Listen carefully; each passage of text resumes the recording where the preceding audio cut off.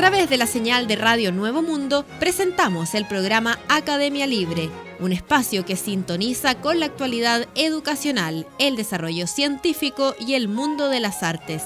Aquí la Universidad Pública pone sus micrófonos al aire. Con ustedes, David Evia. Vaya nuestro saludo a todos los auditores de Radio Nuevo Mundo que a esta hora sintonizan la emisión de Academia Libre, donde la educación, las ciencias y las artes confluyen para hacer de la creación de conocimiento un espacio público. Me acompañan Cristian Castro y Macarena Castro. Hola David y Macarena. Hola. Conversamos sobre educación a esta hora en Academia Libre porque una investigación publicada por el Instituto Internacional de la UNESCO para la Educación Superior en América Latina y el Caribe y el Times Higher Education revela hasta qué punto las instituciones de enseñanza superior de todo el mundo contribuyen o no a la igualdad de género. El informe Igualdad de Género, cómo se desempeñan las universidades del mundo, incluye un análisis a nivel global y nacional sobre 18 indicadores diferentes. Examina la contribución a la igualdad de género realizada por una serie de instituciones de educación superior de todo el planeta y destaca estudios de casos de 5 universidades que están liderando esta labor en sus respectivas regiones. Reconociendo los avances logrados por las mujeres en algunas sociedades de todo el mundo, pero conscientes de los muchos pasos que aún quedan por dar y de las nuevas barreras que plantea la pandemia de COVID-19, este informe reflexiona sobre la posición única que tienen las universidades en la sociedad y su potencial para ayudar a abordar los objetivos de desarrollo sostenible de las Naciones Unidas, como, por ejemplo, igualdad de género y empoderamiento en todas las mujeres y niñas.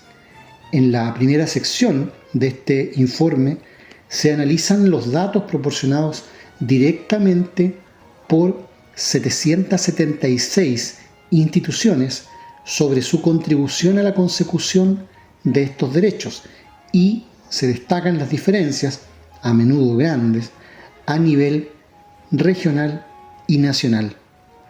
Examina el rendimiento en 3 áreas: estudiantil, de investigación y académica, y de políticas y servicios universitarios. Constata que las estudiantes superan en número a los estudiantes hombres a nivel mundial. El 54% de los estudiantes que obtuvo un título el año 2019 fueron mujeres. Sin embargo, sigue habiendo un sesgo de humanidades. La proporción de estudiantes mujeres, 30%, que cursa carreras de ciencia, tecnología, ingeniería y matemática, las ciencias duras, sigue siendo 24 puntos porcentuales inferior a la proporción de estudiantes mujeres, 54%, que cursa carreras de arte, humanidades y ciencias sociales. La mayoría de las universidades, el 83% de ellas, hace un seguimiento de las tasas de solicitud, aceptación y finalización de estudios de las mujeres o cuentan con programas de acceso para mujeres como tutorías o becas. ¿Cuántos? El 81% de esos planteles. Sin embargo, menos de 2/3 de ellos hacen un seguimiento de las tasas de graduación de las mujeres en comparación con la de los hombres y tienen planes para cerrar la brecha. La participación de mujeres en la población estudiantil no se traduce en su presencia en el mundo académico y en los puestos de dirección de las universidades. Menos de 2/5 partes de los académicos senior, profesores, decanos, catedráticos y altos cargos universitarios, y menos de 1/3 de los autores de trabajos de investigación son mujeres, lo que evidencia una importante brecha de género. Las universidades también muestran sus políticas y servicios institucionales para promover la igualdad de género. Por ejemplo, 9 de cada 10 universidades tienen una política de no discriminación contra las mujeres y 7 de cada 10 planteles contra los transexuales. 9 de cada 10 instituciones tienen políticas de maternidad y paternidad que apoyan la participación de las mujeres. 7 de cada 10 tienen servicios de guardería para el personal y el profesorado, y 6 de cada 10 tienen estos servicios también disponibles para los estudiantes. Las universidades igualmente protegen activamente a quienes denuncian la discriminación por razón de género, y el 86% de las instituciones declara tener una política al respecto. Sin embargo, la mayoría de las universidades no pudo aportar pruebas relevantes de sus políticas y servicios para promover el avance de la mujer, lo que sugiere que, aunque ciertos códigos pueden estar aparentemente en vigor, todavía no se están aplicando en todas las instituciones y los estudiantes y el personal pueden desconocerlos. Se pidió a las universidades que aportaran pruebas para 12 indicadores sobre igualdad de género. El porcentaje de las que aportaron pruebas pertinentes fue inferior al 50% en todos los casos. La segunda sección del informe presenta 5 estudios de casos de instituciones de Líbano, India, México, Kenia e Irlanda. Estas universidades promueven activamente la igualdad de género en sus instituciones, con una amplia gama de acciones coordinadas a nivel estratégico, estructural y operativo. En esta sección se describen sus esfuerzos, políticas y normativas, las lecciones aprendidas y los planes futuros para hacer frente a la desigualdad y la discriminación de género. Es un hecho importante que destaquen estas universidades, repitamos, de Líbano, India, México, Kenia e Irlanda, precisamente porque sus respectivas sociedades han dado cuenta de una discriminación horrorosa contra las mujeres y contra la población trans en general.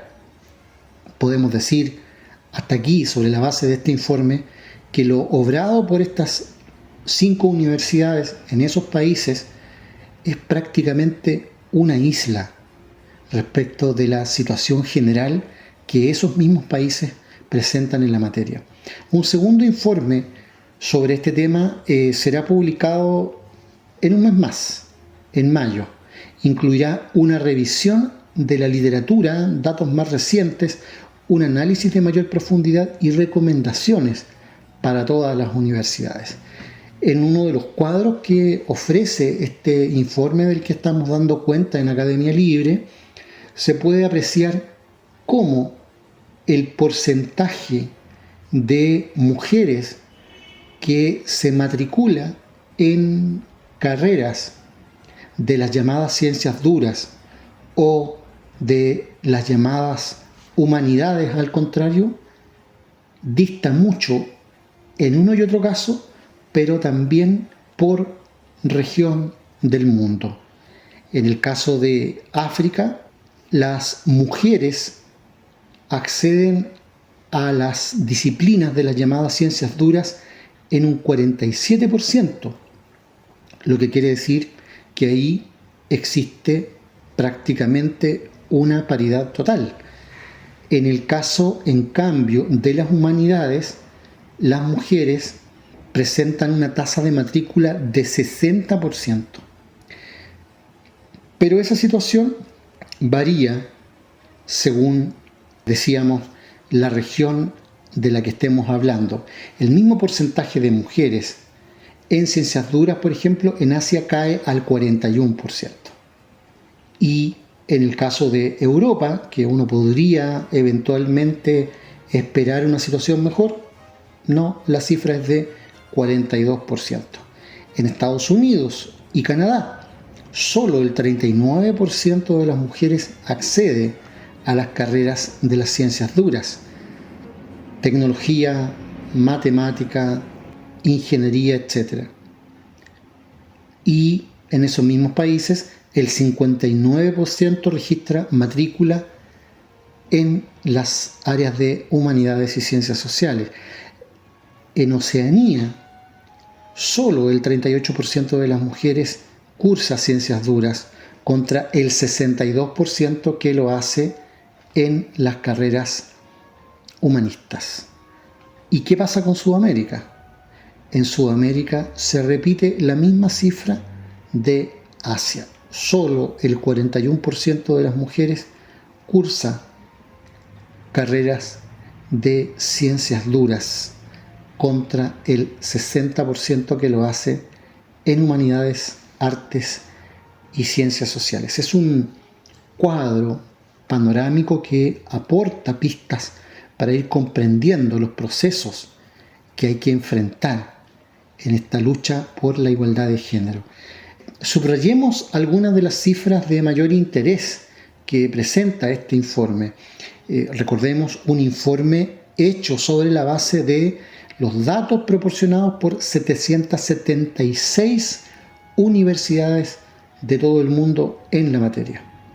El 54% de los estudiantes graduados a nivel mundial son mujeres, pero solo el 30% de ellas cursa estudios en ciencias duras versus el 54% que lo hace en el área de artes, humanidades y ciencias sociales. El 37% de las estudiantes son la primera persona de su familia inmediata en asistir a la universidad, lo que, por otra parte, refuerza un eje no académico, cual es que las mujeres son parte de la población más pobre del planeta, y eso es algo de lo que el llamado capital cultural también da cuenta, es decir, cuál es el nivel de educación recibido por sus antecesores en la misma familia.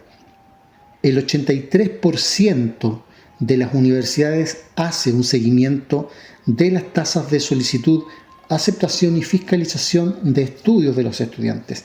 El 69% de las universidades tiene una política dirigida a la tasa de inscripción femenina. El 81% de las universidades cuenta con programas de acceso para mujeres como tutorías o becas. El 64% de las universidades hace un seguimiento de las tasas de graduación de las mujeres en comparación con la de los hombres y tienen planes para cerrar la brecha.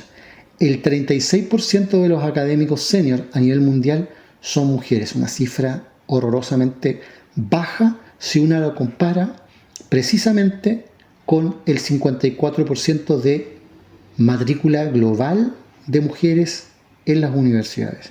El 29% de los autores de trabajos de investigación son mujeres, una cifra paupérrima. El 89% de las universidades tiene una política de no discriminación contra las mujeres y, ojo, la política universitaria de no discriminación contra los transexuales baja a 70%. Ahí también hay deudas que saldar si vamos a hablar de igualdad de género. El 90% de las universidades tiene políticas de maternidad y paternidad que apoyan la participación de las mujeres. El 69% de las universidades cuenta con servicios de guardería disponibles para el personal y el profesorado. El 59% de las universidades cuenta con servicios de guardería disponibles para los estudiantes. Y el 86% de las universidades tiene una política de protección para quienes denuncien la discriminación en las áreas de educación o de empleo.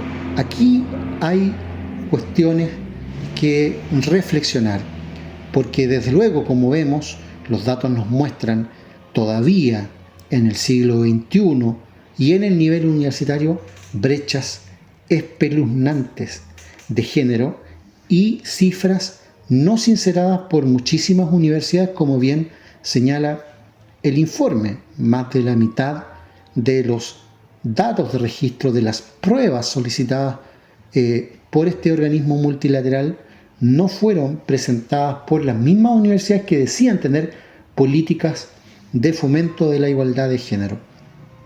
Pero aquí hay más. La idea de isla es la que acompaña en el mundo contemporáneo la universidad.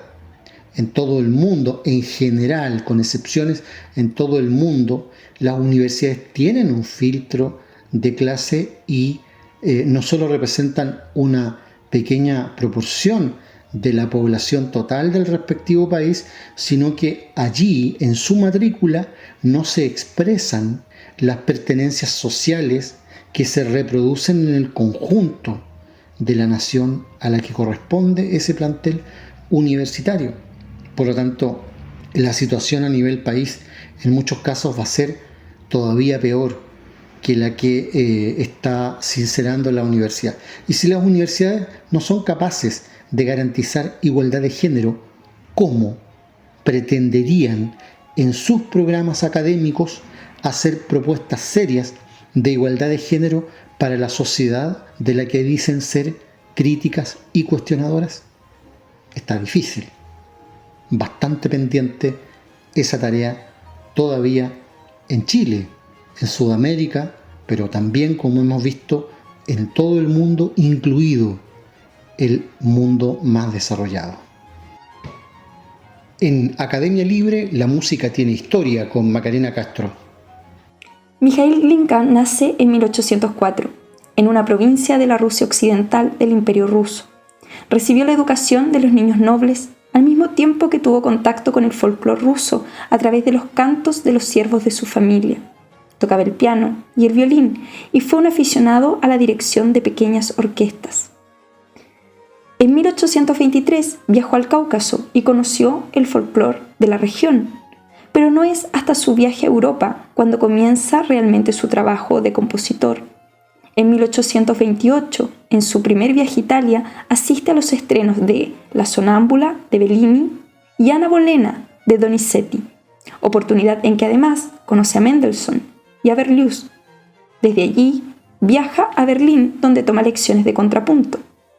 Al año siguiente retorna a Rusia y, en 1863, en Petersburgo, se celebró la primera representación de su ópera Iván Susanin, la que poco antes de su estreno fue renombrada como La vida por el zar, en honor a Nicolás I, quien había asistido al ensayo general previo.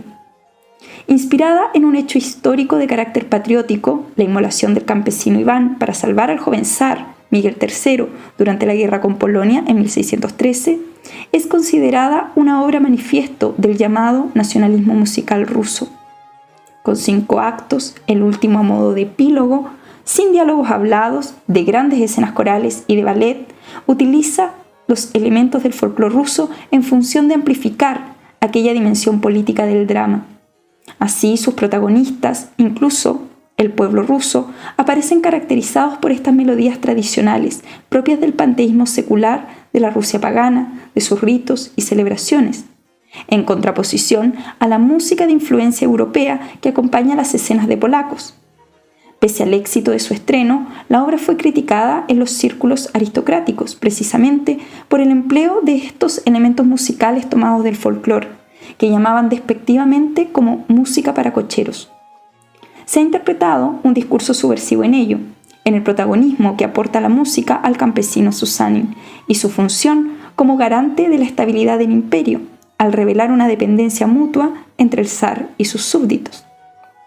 Escuchamos a continuación la obertura de La vida por el zar, de Mijaíl Glinka, ópera estrenada en diciembre de 1836.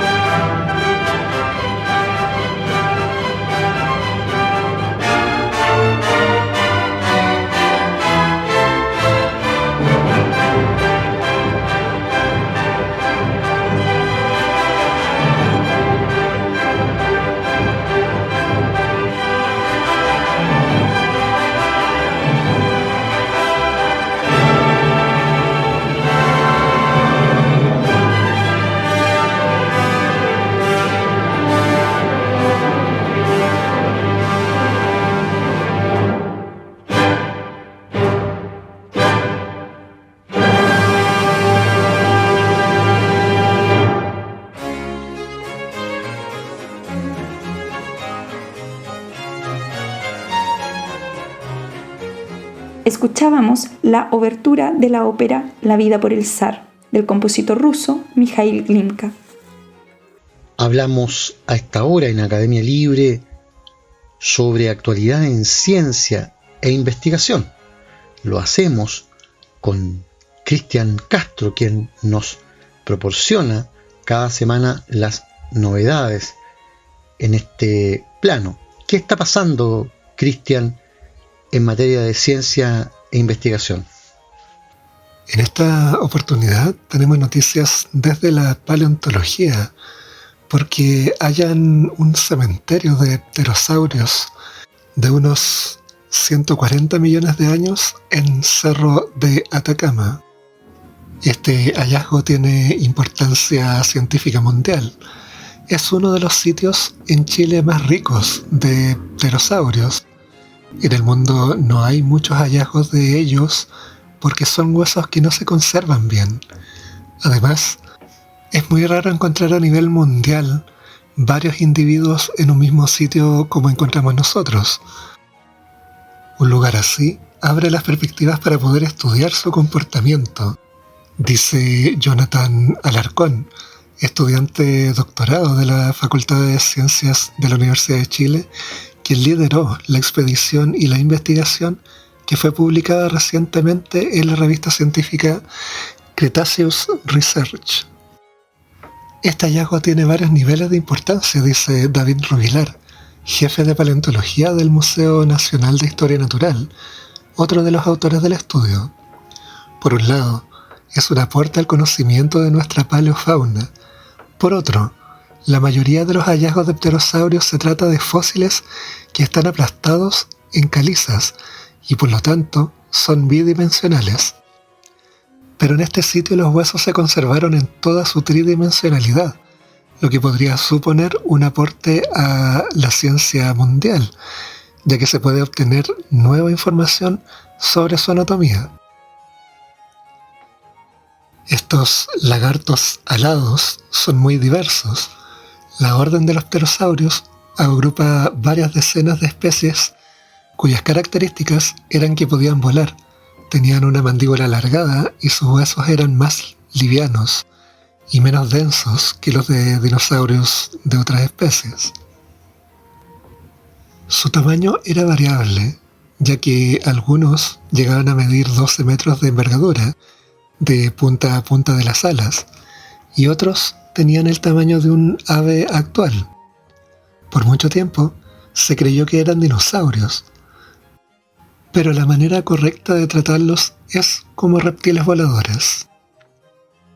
Los investigadores hallaron este, entre comillas, cementerio en las laderas de un cerro que llamaron Tormento.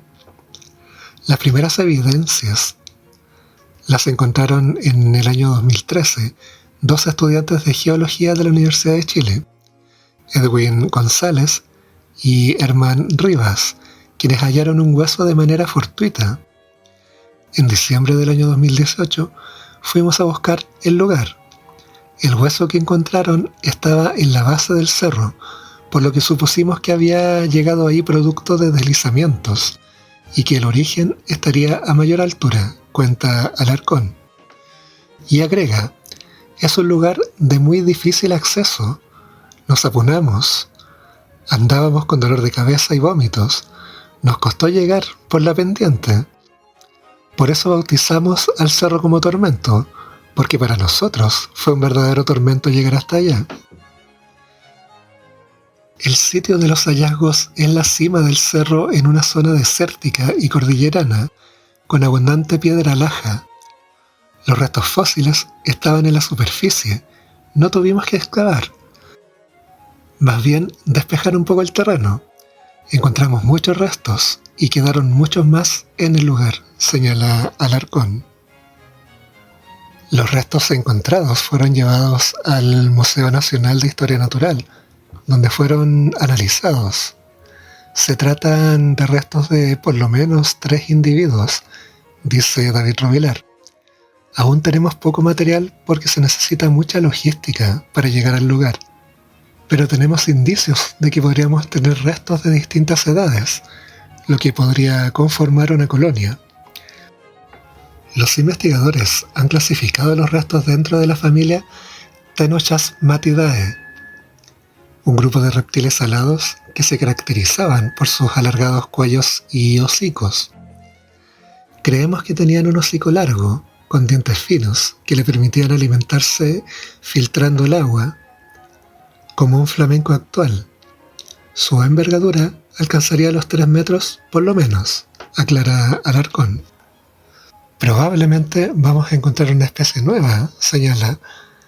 Los primeros indicios sugieren que sería así, y que todos los individuos encontrados son de esa misma especie. Rubilar dice que para determinar si se trata de una especie nueva, se realiza un trabajo exhaustivo comparando los huesos con los de animales ya documentados. En base a similitudes y diferencias, argumentas la presencia de una nueva especie. Solo tienes que basarte en la morfología de los huesos, ya que son restos tan antiguos que no hay posibilidad de análisis de ADN. Su datación preliminar sería cercana a los 140.000 años. En ese entonces era un lugar costero, probablemente con un río, donde había abundancia de alimento. Seguramente vivían y morían ahí, y sus restos fueron acumulándose con el paso del tiempo. Este es el segundo yacimiento de restos de pterosaurios hallados en la región. El anterior fue encontrado en el Cerro La Isla, a unos 65 kilómetros al sur. Esto da a entender que en Chile había una abundancia de estos animales en el Cretácico temprano y que tenían una distribución amplia en el norte de Chile. Nuestro objetivo era encontrar el sitio y lo hicimos. Ahora necesitamos buscar el financiamiento para hacer la expedición de mayor envergadura, señala Alarcón. Y David Rubilar aclara que es una labor costosa por la logística que requiere llegar hasta allá. El objetivo es encontrar material articulado y otro que nos sirva de diagnóstico para identificar si es que se trata de una nueva especie. Se trata, por lo tanto, de un hallazgo que instala a Chile a nivel mundial en términos de la investigación en materia paleontológica, lo cual encuentra ecos en otras investigaciones y hallazgos que también han tenido lugar en la región de Atacama. Con esto me refiero al Museo Paleontológico de la ciudad de Caldera, que lleva ya varios años intercambiando información con instituciones como la Universidad de Chile, pero también ha organizado expediciones en colaboración con el Museo Paleontológico Egidio Feruglio, ubicado en la ciudad de Trelew, en la provincia de Chubut, Argentina, entregando insumos de gran importancia para reconstruir nuestro pasado en términos de flora y fauna. Y es interesante mencionar cómo se ha desarrollado el proyecto de Museo Paleontológico en la ciudad de Caldera, porque por muchos años se tuvo conocimiento de la existencia de muchos fósiles en aquella zona costera. Sin embargo, el tratamiento de este patrimonio fósil estuvo por varios años entregado al tráfico internacional, extrayendo muestras de fósiles que llegaron a Europa y se hicieron parte de colecciones privadas. Sin embargo, una agrupación de pobladores fue la que decidió tomar cartas en el asunto y generar lo que habría de llamarse agrupación comunitaria, Promuseo, quienes por medio de ayuda de la Municipalidad de Caldera y tras largas gestiones logran finalmente formalizar el primer museo paleontológico de Chile, naciendo bajo el decreto municipal del 21 de septiembre del año 2006. Actualmente el museo está en etapa de ampliación y ya ha dado a la comunidad investigadora numerosas publicaciones científicas, rescatando fósiles únicos en Chile y mostrando a la comunidad el invaluable patrimonio paleontológico que posee. Por lo tanto, se cruzan acá tanto el interés científico como el interés comunitario, y de ello surgen iniciativas que nos brindan información que nos permite conocer día a día un poquito más de cómo se ha ido construyendo aquel territorio en el cual habitamos. Nos mantendremos atentos entonces como Academia Libre a estas noticias de gran relevancia en materia paleontológica para hacer el seguimiento de cómo evoluciona, por un lado, la investigación, que tiene importancia en sí misma, pero también aquello que dice relación con el financiamiento, porque tal como señalan los investigadores, se requiere una inversión importante por parte tanto del sector público como de las agrupaciones comunitarias que sostienen este tipo de proyectos para llevar a cabo estas grandes hazañas en materia científica y que finalmente nos beneficien a todos. Será muy interesante entonces ver cómo es que la política pública se hace cargo de estas necesidades en materia de ciencia y ver cómo la nueva institucionalidad también toma la posta y posibilita la investigación y posibilita el desarrollo de Chile como un lugar desde donde se genera conocimiento. Muchas gracias, Cristian, por ese reporte que nos deja al día en ciencia e investigación. Conversamos sobre arte y cultura en Academia Libre porque cabe recordar que el pasado 11 de marzo, cuando asumió el presidente Gabriel Boric, la antropóloga social de la Universidad de Granada y diplomada en promoción y gestión de derechos culturales de la Universidad de Buenos Aires, Julieta Brodsky, asumió como ministra de las Culturas, las Artes y el Patrimonio. El cambio fue radical para la autora de estudios como El escenario del trabajador cultural en Chile. En unas pocas semanas debió dejar su labor como directora de investigación del Observatorio de Políticas Culturales, OPC, para liderar una cartera fuertemente cuestionada por el abandono de su gestión durante la crisis sanitaria.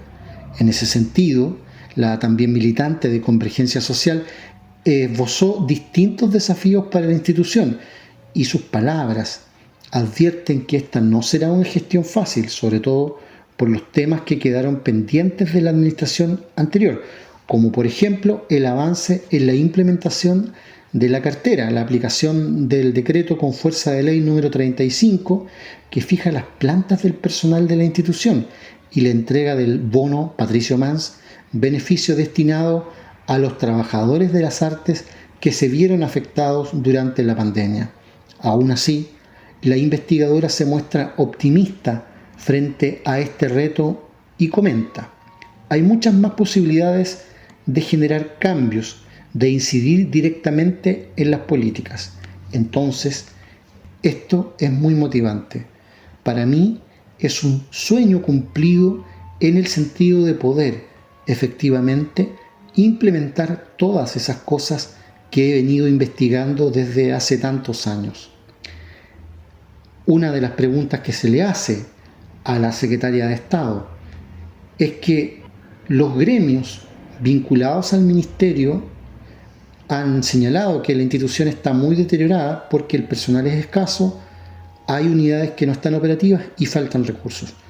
¿Con qué cartera se encontró la ministra al asumir? Y ella contesta: efectivamente, la instalación del ministerio no ha sido completa. Se han dado avances, por supuesto, pero hay un tema que es bastante delicado e importante en la instalación de cualquier nueva institución, que es la publicación de un reglamento orgánico. Un reglamento que defina la orgánica del ministerio. Eso aún no ha sido publicado. Se hicieron 3 borradores de decretos y ninguno fue implementado. Entonces, ese es el primer desafío importante que tenemos que enfrentar. Es una de nuestras prioridades y, por supuesto, eso nos va a permitir descomprimir y encauzar varios temas que están un poco encapsulados, que están un poco trabados por la no existencia de estas definiciones orgánicas más claras. Entiendo que ahí no se ha llegado a acuerdos, añade. Hubo ciertas aprehensiones y observaciones desde la Secretaría General de la Presidencia en su momento y también desde la propia Contraloría. Entonces finalmente no se pudo llegar a un decreto final en el cambio de mando. ¿Qué tipo de definiciones debería tener un documento de esa naturaleza? El reglamento, contesta la ministra, lo que dice es qué departamento, qué unidades contiene el ministerio y qué funciones cumple cada una de esas unidades. Entonces, define cuál va a ser la función que va a tener el gabinete de la ministra, cuál va a ser la función que cumplirá la Subsecretaría del Patrimonio, la Subsecretaría de las Culturas, el Servicio del Patrimonio y dentro de estas instituciones, qué divisiones existirán, cuántas serán, dónde se ubicarán, etc. Entonces, obviamente, es un documento muy importante. Y sobre el tema del decreto con fuerza de ley número 35, ¿cómo se pretende avanzar en su implementación? Dice la ministra, ha habido avances. No es que no se haya avanzado nada en los hitos de encasillamiento y nivelaciones que establece este decreto, pero ha habido un cierto retraso en el avance que estaba contemplado en un inicio. Entonces nosotros tendremos que esperar de alguna forma al presupuesto 2023 para incorporar nuevos presupuestos y avanzar más rápidamente en la concreción de esos hitos. Ahora estamos definiendo la posibilidad de redestinar recursos que están destinados a otras temáticas para poder avanzar más rápidamente en esos hitos, pero aún estamos evaluando todas esas acciones, porque no podemos enfocar recursos ahí en detrimento de la instalación del Ministerio en ciertas regiones, de la implementación de las direcciones regionales del Servicio Nacional del Patrimonio Cultural o también en esta dotación de cargos que hoy está sin asignar.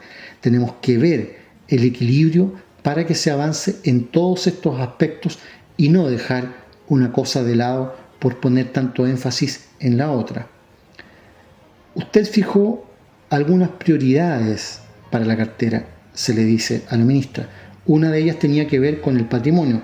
¿Presentarán una indicación sustitutiva al proyecto de ley o elaborarán un proyecto nuevo? Hasta ahora, las recomendaciones que han hecho nuestros equipos legislativos y desde la misma SECPRES es el retiro de ese proyecto y presentar un nuevo proyecto, porque una indicación sustitutiva sobre un proyecto que ya ha tenido indicaciones sustitutivas y que viene muy maleado desde el origen no sería positivo. Entonces, la estrategia que estamos pensando es retirar el proyecto, iniciar un proyecto participativo lo más amplio posible, incluyendo una consultora indígena según los estándares del convenio 169 de la OIT y poder el próximo año estar presentando una nueva iniciativa. Esto es una noticia muy importante la que está contenida respecto del proyecto de patrimonio, o mejor dicho, del vergonzoso proyecto de patrimonio presentado por el gobierno de Piñera en su momento, el retiro de ese actual proyecto y la presentación de otro que sí respete los estándares del convenio 169 de la OIT en lo que dice relación particularmente con la consulta a las organizaciones de los pueblos ancestrales. ¿Hacia dónde, se le pregunta, debería estar orientado ese nuevo proyecto de ley? Eso será, dice, temática de la misma consulta, pero entendemos que una de las grandes falencias de la iniciativa que se presentó previamente es que no incorporaba tan explícitamente el patrimonio cultural inmaterial, que centralizaba mucho la toma de decisiones y no entregaba poder de decisión a las comunidades, sino más bien solo a autoridades que tampoco dialogaban con los derechos de comunidades y pueblos originarios. Además, tenía otra serie de aspectos que eran contradictorios incluso con la legislación vigente.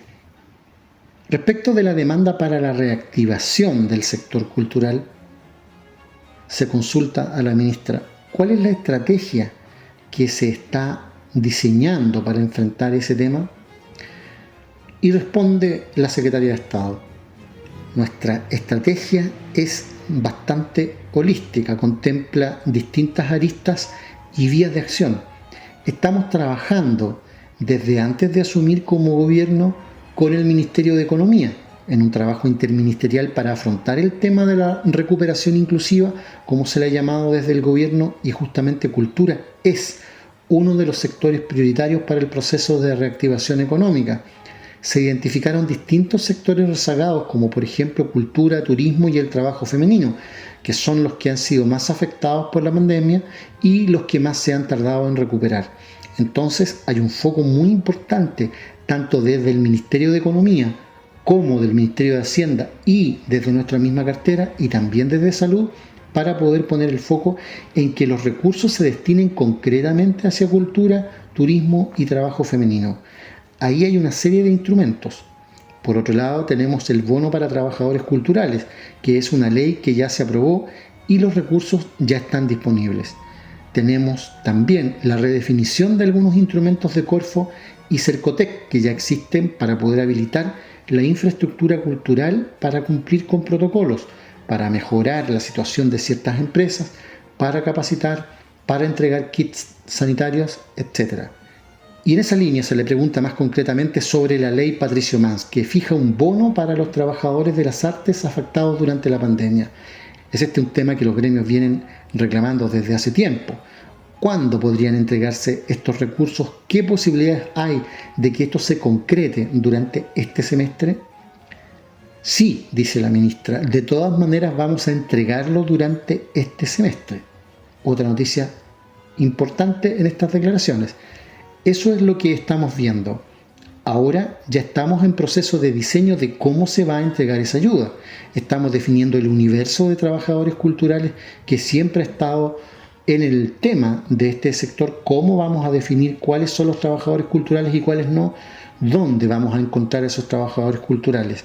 También estamos haciendo un trabajo muy de la mano del Ministerio de Desarrollo Social para cruzar datos con el Registro Social de Hogares, viendo qué instrumento se va a usar para poder hacer la convocatoria a postular este bono. También estamos creando una plataforma para ese proceso de postulación. Estamos como en los procesos previos, pero esperamos en las próximas semanas lanzar efectivamente los primeros criterios y las primeras convocatorias para definir la entrega de estos bonos. También hablaba la ministra sobre la creación de un estatuto del trabajador cultural. En esta materia, señala la ministra, todavía no tenemos tanta claridad de si va a ser un estatuto del trabajador cultural o si se va a usar otra herramienta legislativa.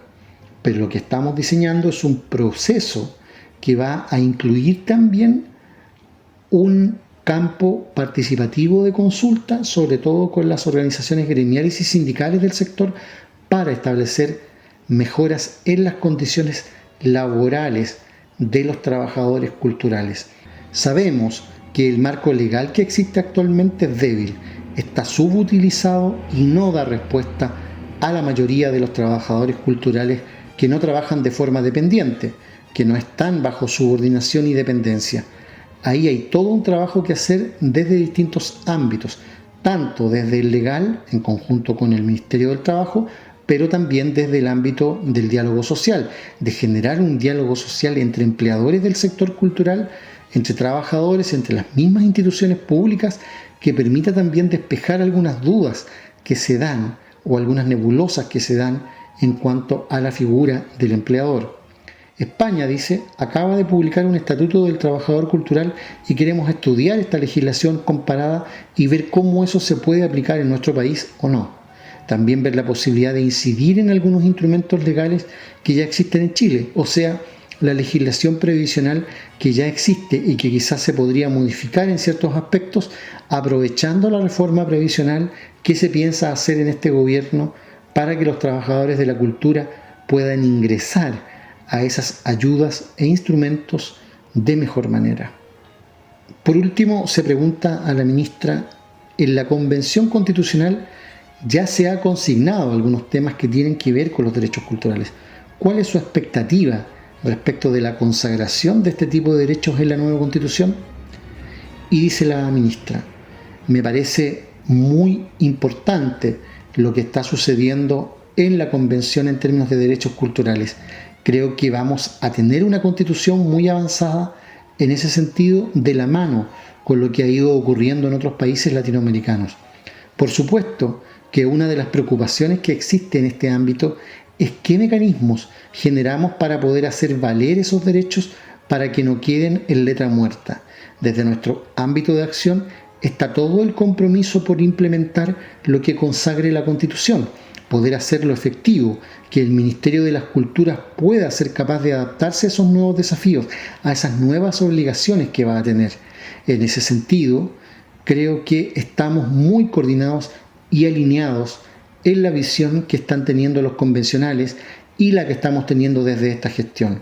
Hay un deseo desde ambas partes por implementar efectivamente una democracia cultural en el país y aumentar los derechos culturales haciéndolos más democráticos. Por lo tanto, creo que cuando lleguemos a una nueva constitución para implementar los nuevos desafíos, vamos a haber avanzado antes, dice en estas importantes declaraciones, varias de las cuales, como vemos, tienen cariz de anuncio, ya la ministra de Culturas, Artes y Patrimonio, Julieta Brodsky. Concluye aquí en Radio Nuevo Mundo esta emisión de Academia Libre, un programa producido por la Comisión Ejecutiva de la Universidad. En los mandos técnicos, Francisco Navarro, y en los micrófonos, Macarena Castro, Cristian Castro y David Evia. Agradecidos de su sintonía, nos encontraremos la próxima semana. Hasta entonces. Nos vemos. Hasta pronto.